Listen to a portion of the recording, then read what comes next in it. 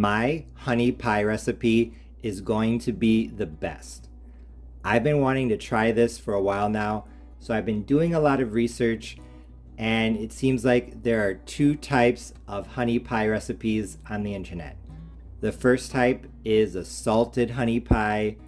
I think it would be good because salty and sweet things together are usually delicious, but I know that a lot of my subscribers do not like salty things, so I didn't want to do that. And the second type is a type of custard pie. It usually has heavy whipping cream, which I didn't want to do either because I think that the flavor of the heavy whipping cream would compete with the flavor of the honey. So I thought about what I like to do, and I thought about southern chess pie. So I'm using my chess pie recipe as my inspiration for my southern style honey pie recipe. Here in this bowl, I have 17 tablespoons, so just a little over a cup of honey. I used 360 grams, so quite a bit. I am using raw mountain flower honey, so it's full of flavor, full of nutrients. I think it's going to be delicious. I bought a 17.6 ounce container specifically for this pie, and as you can see, I have used almost all of it. So you're going to need a lot of honey. I've noticed that a lot of the other recipes on the internet, they have a mixture of honey and brown sugar. I'm sure that would be good, but if you're making a honey pie, I think honey should be the main ingredient, or at least the main sweetener. And with a raw honey like I'm using, it's so full of flavor, I just wanted to have that shine through. Of course, I have my 3 eggs over there, my 6 tablespoons of butter. You could use a full stick if you want. I'm sure that would be fine. And I am going to balance out the sweetness not with salt, but with something acidic. Like I said, I am basing my recipe off of chess pie. If you don't know what that is, it's a traditional southern pie. It's basically eggs, butter, and sugar, and then a tablespoon of vinegar usually to balance out the sweetness, and a little bit of cornmeal or flour to thicken the filling. I am going to use 1 tablespoon of lemon juice to tone down the sweetness. I know that a lot of people like to add honey and lemon to their tea, so I think that's a good thing to go with. If you don't have lemon juice, I think you could do apple cider vinegar, even white distilled vinegar. I am going to also add the zest of 1 small lemon, 1 teaspoon of lemon zest. If you have extract, I would do half a teaspoon, or you could do 1 teaspoon of vanilla extract. But since I'm adding lemon juice, it makes sense to add lemon zest. I don't want to make it too lemony, but I think that'll be okay. I'm also going to add 1/8 of a teaspoon of salt. I'm going to melt my butter in the microwave. I have my unbaked 9-inch pie crust over there. And like I said, I'm going to melt my butter in the microwave as I preheat my oven to 350 degrees Fahrenheit. I just finished melting the butter in the microwave, so now I'm going to add it to the honey. If you subscribe to my channel, you know that I usually melt my butter for my pies in this big bowl, and then I add the sugar and everything else to it. I did not do that this time because honey is very sticky, and I thought that it made sense to just put it in this big bowl instead of pouring it in like I normally do with the sugar. Although I could have put the butter in the same bowl as the honey and put the big bowl in the microwave to melt everything together, I purposefully decided not to do that. I purposefully melted the butter in a different bowl because I wanted to be able to add it to the room temperature honey to bring down the temperature.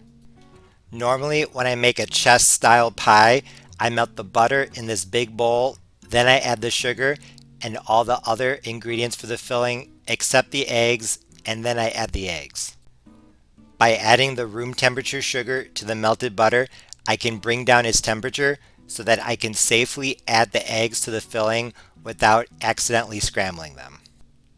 However, in this honey pie recipe, I already had the honey, what I'm using instead of sugar, in the big bowl, so I had to change things up a bit. This pie recipe is definitely easy because all you have to do is mix things together. The only thing you have to remember is not to add the raw eggs to anything hot. Nice and easy. Now for my 1 tablespoon of lemon juice, my pinch of salt, my lemon zest.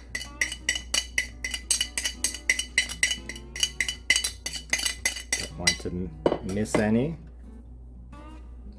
Now I'm going to stir, and I cannot pass up this opportunity to try this.